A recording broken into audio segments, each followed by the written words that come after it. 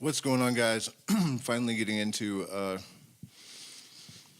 morals and dogma again. It's been a while. It will take us a decade at this rate to finish it. I think we spent a year and a half on, I don't know what degree, it's Prince of the Sun, I think. Wild how much there is to unpack. This knowledge is fractal, right? And I apologize for the chaotic. It's been sparse, but when it comes, it comes. And the equipment gets destroyed. Hey, what happened? Speaking of, looks like we're having some issues. Anyways, before we get into it also, I wanted to mention I posted something about a neurodegenerative disorder, hereditary. I don't have a diagnosis, and I don't know that I'm going to bother to get one because it requires a spinal tap and a lot of money, and I don't really feel like I need that. It's pretty obvious. But my mom started losing use of her arms around my age, and we just assumed it was because of this car accident she had. I don't know if I've already told you guys this. If I have, I apologize. But I've had this like roaming numbness and paralysis that's spreading now. It's intermittent. It could be intermittent MS. It could be onset of ALS. It could be Marie Charcot tooth disease, I guess. Either way, though, it's not super helpful. And worst case scenario, though, I have lots of time before I'm paralyzed, but it has been kind of weighing on me a bit lately. So I really don't know what else to say about that. I guess we'll see how it goes. All right, so the Magi of Babylon were, hold on, were we back one page actually? Let me see. Yep. Okay.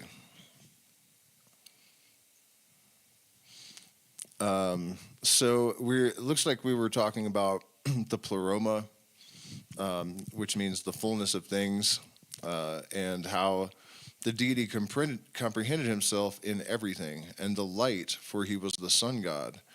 He was unchangeable in the midst of everything phenomenal in his worlds. He created nothing, but everything emanated from him, and of him all the other gods were but manifestations. The ram was his living symbol, which you see reproduced in this degree. Lying on the book with 7 seals on the trace board, he caused the creation of the world by the primitive thought, the Enoa, or spirit, the Pneuma, that issued from him by means of his voice or the word, and which thought or spirit was personified as the goddess Neat. She too was a divinity of light and mother of the sun, and the Feast of Lamps was celebrated in her honor at Sais. The creative power, another manifestation of deity, proceeded in the creation conceived of in her, the divine intelligence, produced with its word of the universe, symbolized by an egg issuing from the mouth of Neph, from which egg came Ta, image of a supreme intelligence as realized in the world, and type of that manifested in man. The principal agent also of nature, or the creative and productive fire. Frey, or Ray, the sun, or celestial light, whose symbol was a circle with a dot in the center, a point within a circle, was the son of Ta, and Typh, his wife, or the celestial firmament, with the 7 celestial bodies animated by spirits of genii that govern them, was represented on many of the monuments, clad in blue or yellow, her garments sprinkled with stars and accompanied by the sun, moon, and 5 planets. She was the type of wisdom, and they of the 7 planetary spirits of the Gnostics, that with her presided over and governed the sublunary world.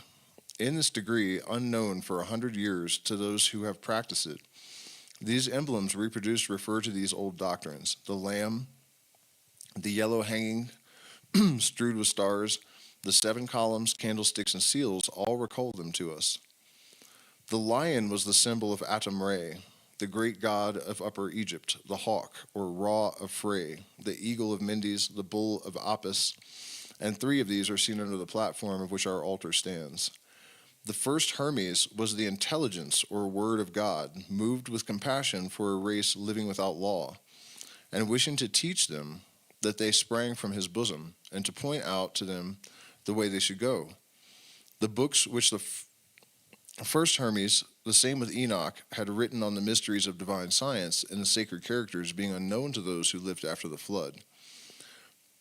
God sent to man Osiris and Isis, accompanied by Thoth, the incarnation or terrestrial repetition of the first Hermes, who taught men the arts, science, and ceremonies of religion, and then ascended to heaven or the moon. Osiris was the principle of good. Typhon, like Ahriman, was the principle and source of all that is evil in the moral and physical order. Like the Satan of Gnosticism, he was confounded with matter. Matter, in a way, the idea that it is a prison, comes from the fact that it is frozen light. It is light that has been trapped to serve some purpose. You know, this is one of those instances of intuition elucidating truth in the form of allegory. Also, this idea of the word, this vibration, the logos, is the oscillating wave, imposing order upon the chaotic elements of the primordial stew, right? And this is something that Eliphas Levi explicitly says in Transcendental Magic in 1851, I think, or 71, it was published, that Lucifer, the light bearer, is actually just an allegory for the electromagnetic wave. From Egypt or Persia, the New Platonists borrowed the idea, and the Gnostics received it from them, that man in his terrestrial career is successively under the influence of the moon, of Mercury, of Venus, of the sun, of Mars, of Jupiter, and of Saturn, until he finally reaches the Eleusinian fields, an idea again symbolized in the 7 seals. And that's interesting for us right now because we just moved out of a triple retrograde, Mercury retrograde, Saturn retrograde, and of particular interest is the Saturn retrograde, which I believe is the longest. And this transition that we're experiencing, the chaostrophe on this planet, that could indicate that we are moving into the Eleusinian field phase. So even though the last few months have been full of trials and tribulations and difficulty, certainly for me and I think for most people in the world at large, that is the crucible. That is a necessary phase in this process of refinement and hopefully, ultimately, justification and redemption, or redemption through justification. From Egypt or Persia, the New Platonists borrowed the idea, and the Gnostics received it from them. We just read that. The Jews of Syria and Judea were the direct precursors of Gnosticism, and were ample Oriental elements. These Jews had had with the Orient at 2 different periods intimate relations, familiarizing them with the doctrines of Asia and especially Chaldea and Persia. Their forced residence in Central Asia under the Assyrians and Persians and their voluntary dispersion over the whole East, when subjects of the Seleucide of the Romans, Seleucidae of the Romans, living near 2/3 of a century, and many of them long afterwards in Mesopotamia, the cradle of their race, speaking the same language, and their children reared with those of the Chaldeans, Assyrians, Medes, and Persians, and receiving from them their names, they necessarily adopted many of the doctrines of their conquerors. Their descendants, as Azra and Nehemiah show us, hardly desired to leave Persia. When they were allowed to do so, they had a special jurisdiction, and governors and judges taken from their own people, many of them held high office, and their children were educated with those of the highest nobles. John Ayal was the friend and minister of the king, and the chief of the college of the Magi at Babylon. If we may believe the book which bears his name, and trust to the incidents related in its highly figurative and imaginative style, Mordecai, too, occupied a high station, no less than that of prime minister, and Esther or Astar, his cousin, was the monarch's wife. The Magi of Babylon were expounders of figurative writings, interpreters of nature and of dreams, astronomers and divines, and from their influences arose among the Jews, after their rescue from captivity, a number of sects and new expositions. The mystical interpretation, with all of its wild fancies and infinite caprice. The aeons of the Gnostics, the ideas of Plato, the angels of the Jews, and the demons of the Greeks all correspond to the Fourreurs of Zoroaster. A great number of Jewish families remained permanently in their new country, and one of the most celebrated of their schools was at Babylon. They were soon familiarized with the doctrine of Zoroaster, which itself was more ancient than Kuros. From the system of the Zendavesta, they borrowed and subsequently gave large development to everything that could be reconciled with their own faith.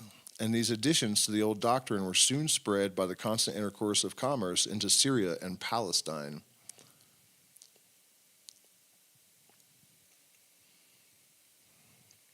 In the Zendavesta, God is illimitable time. No origin can be assigned to him. He is so entirely enveloped in his glory. His nature and attributes are so inaccessible to human intelligence that he can only be the subject of silent veneration. Creation took place by emanation from him. The first emanation was the primitive light, and from that the king of light, Ormuzd. By the word, Ormuzd created the world pure. He is its preserver and judge, a being holy and heavenly, intelligence and knowledge, the firstborn of time without limits, and invested with all the powers of the Supreme Being. One thing that is really important to acknowledge here is that this influence of Zoroaster on the Jews and others, light is central to the Zoroastrian doctrine, I guess. If you're not familiar with it, I would recommend reading up on Zoroastrianism, because a lot of the elements of these other systems are clarified, and the truth that lies behind them is much more evident looking directly at the source. A great number of Jewish families remained permanently in their new country, and one of the most celebrated of their schools was at Babylon. They were soon familiarized with the doctrine of Zoroaster, which itself was more ancient than Kuros. Oh, I already read that, sorry. My bad. Where was I?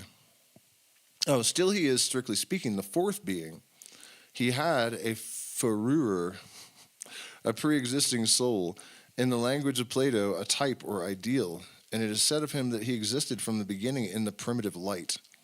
But that light being but an element, and his Fourrure a type, he is, in ordinary language, the firstborn of Zeroain Akarin.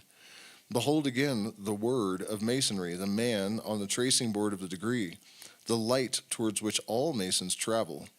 He created after his own image 6 genii called Amshashbans, who surround his throne, are his organs of communication with inferior spirits and men, transmit to him their prayers, solicit for him his favors, and serve them as models of purity and perfection.